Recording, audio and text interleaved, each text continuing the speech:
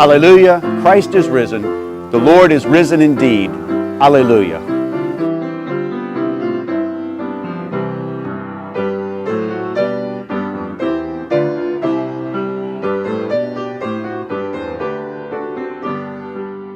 Happy Easter, my sisters and brothers in Delaware.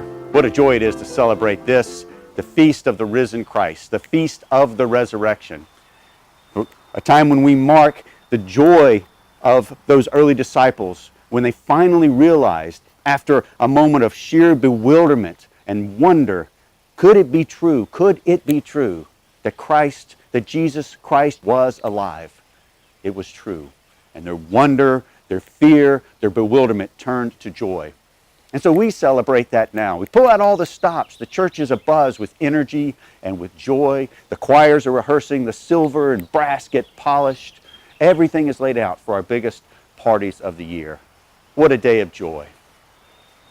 My first year as a parish priest, I was asked by a member of our youth a great question. I remember it every year at this time.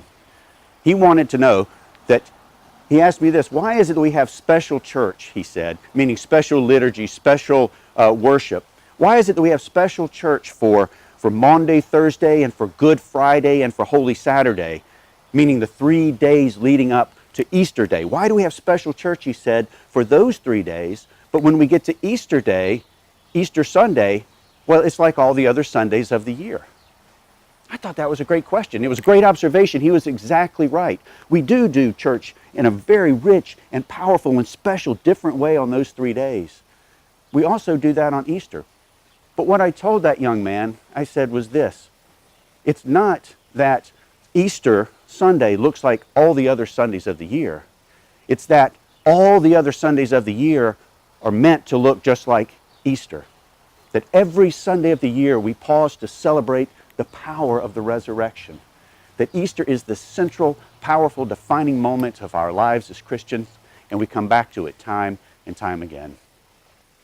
The resurrection of the risen Christ is a powerful story that we are all invited to share in. It wasn't just good news for one man 2,000 years ago. It wasn't just good news for Jesus because he came back from the dead.